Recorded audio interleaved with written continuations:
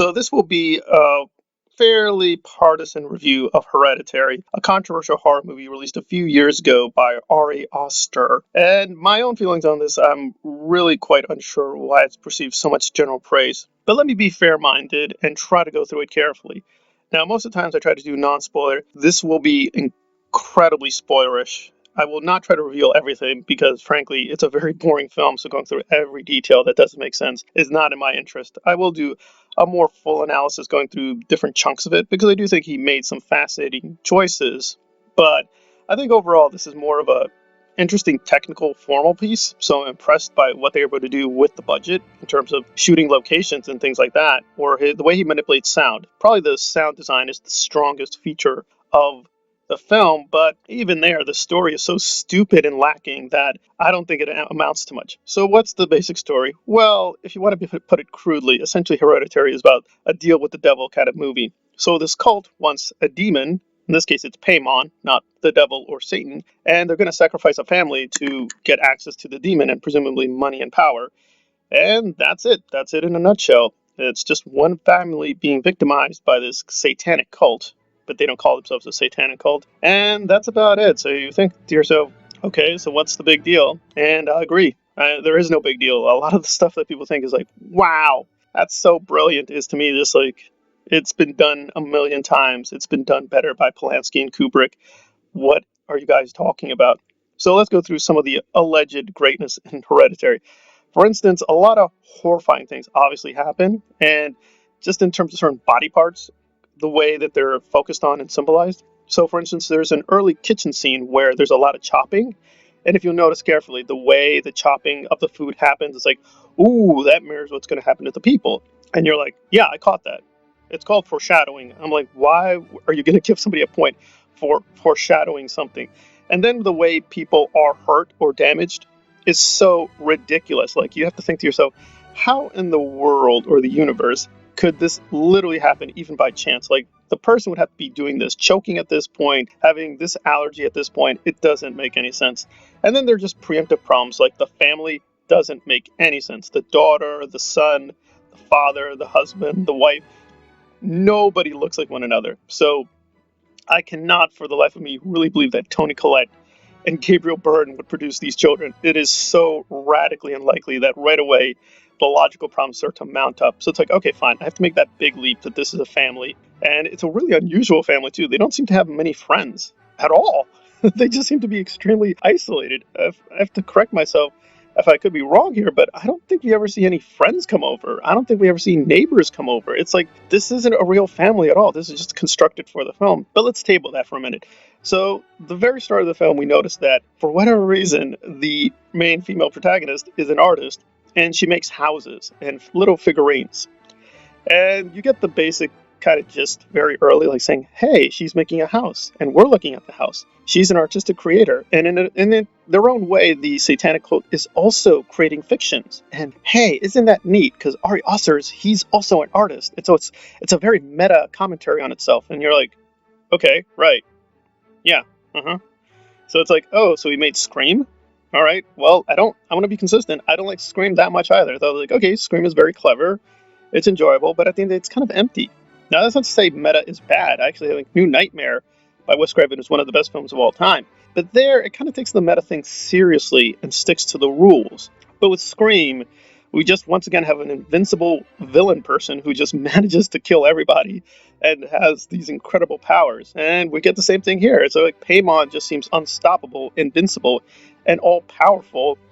And the people around are just so stupid. They don't notice the conspiracy. It's like there are just so many hints over and over again. And this is also located in America. I mean, if he located this in another country more carefully, I might believe this. But this is America, where people have easy access to guns. So this is the kind of movie where if people just had one rational conversation, the whole plot would just come to a halt, because you'd be like, wait. You know, this person or this thing happened? This doesn't make any sense. Or one of the characters could literally just get really violent, take a shotgun, and just kill off almost all these cult members, and it'll be over. This is America. People will do that, especially if you're threatening their family. If you find out, hey, your daughter got killed in a satanic ritual, guess what? you're probably going to go crazy and kill those people. So you got to think to yourself, why are people being so stupid about the satanic cult? And then it does things which are just so insane. There are even internal contradictions which cannot possibly be true. You're thinking of, no, no, no, wait, the way you set up the character, this can't be true. So I'll just give one case because Rob Ager, who I respect, even though he's a bit of a weird critic who does a lot of stuff on Kubrick, and I do admire him because he does not take the normal stances. So something like Joker, he was very hostile. He said, "No, people think this is a great artistic film. It's not. It's just a bunch of slop. It's just junk food. It's just mass marketed nonsense." But with Hereditary, he thinks, "No, this is the truth. This is the new Kubrick. This is the new thing."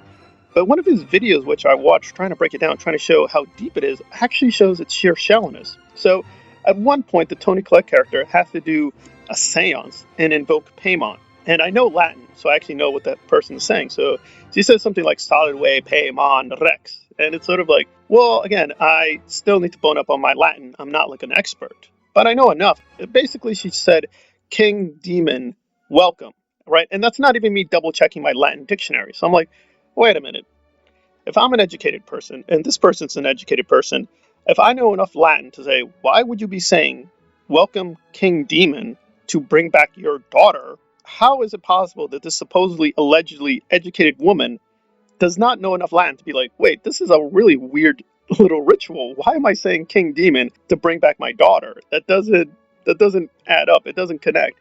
And this is what I don't like because a lot of the reviewers, I'm not even saying feminist reviewers, but a lot of reviewers were like, "Oh, Toni Collette, it's so amazing. It's so realistic. She portrays a woman in trauma, and it's, oh my god, and it's like it's not the same old horror thing. It's like she doesn't look like a supermodel, and she's not showing us her tits every 10 minutes." And I'm like, okay, so let's buy this prototype. Let's buy the protagonist. She's a very educated, very intelligent woman who's dealing with this trauma. So this educated, intelligent woman who's very artistic doesn't know enough Latin to suspect that this seance is not making any sense to her. Yeah, that doesn't make any sense. That's a radical internal contradiction. That's a huge internal contradiction. And this video is supposed to make us think that Hereditary is so deep. It just makes me think this is so shallow and stupid and just ridiculously absurd. Oh, but it gets a lot worse because even when you think through, yes, of course, it's very derivative. It's taking from a lot of directors, but it's not even taking stuff that's even that far behind because I think to myself, there's at one point a plot point emerges where they have to basically use a book, and the person throws the book and it lights the person on fire. And aside from the obvious, like, wait, the person's on fire, but nothing else in the house catches fire. How's that possible? Well, okay, yeah, obviously it's CGI. Okay, so that was a big kind of technical error. But let's put that aside.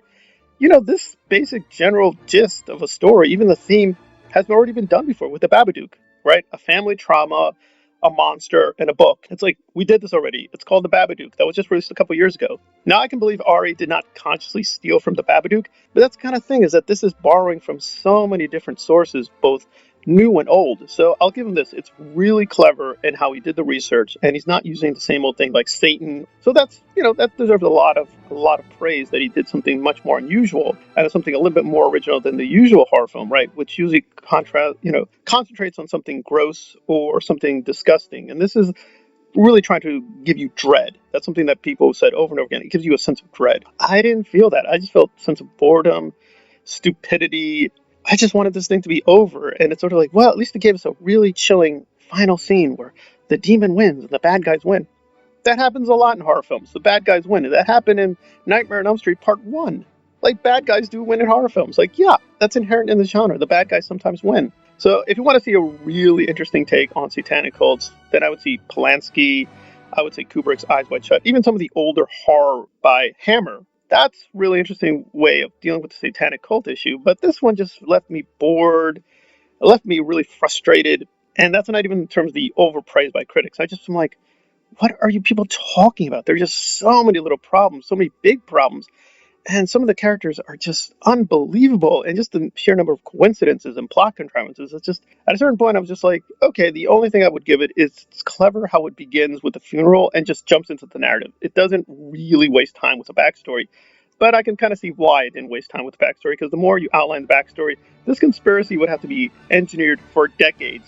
And the daughter, Tony Collette, never ever asked, like, wow, it's really odd. Like, my mother has all these weird friends. She does all these weird rituals. Like, really? And then they discover the book with Paimon, and they're like, I wonder what this means. Like, I get it that there is a comedic touch in how stupid people are in the film, but it's just way too much. So I can't buy this as a black comedy. I can't buy this as a parody. I can't buy it as a horror movie. I can't even buy it as a psychological drama. It just seems like it's a cleverly constructed toy. If you like the toy and like playing with it, great for you. I just am like, I can see too much of the structure, and I can see it's well done for a low budget film. But that's about it. I'd have to give it a fair score of 6 out of 10. It's like, okay, it's cleverly done, but it does fail at the first level. Is it boring? Yeah. If a film is boring, that is a real mark against it. And do you buy or do you find any plausible at all? The answer is no, I don't find it plausible at all. And if that's supposed to be a horror film, it has to meet a certain level of plausibility. Not the full amount, right? Obviously Halloween, Nightmare on Elm Street, and so on and so forth work within constructed realities, but this is going way too far. I could not really believe any of these characters except for Gabriel Byrne. His performance is amazing. I would see it just for that. But aside for that, it's a total wash. The Toni Collette performance I thought was just really silly and weird, and her just jumping up and screaming does not mean Oscar worthy. It just means she jumps up and screams, and jumping up and screaming has to work contextually. And here she just jumps up and screams too many times.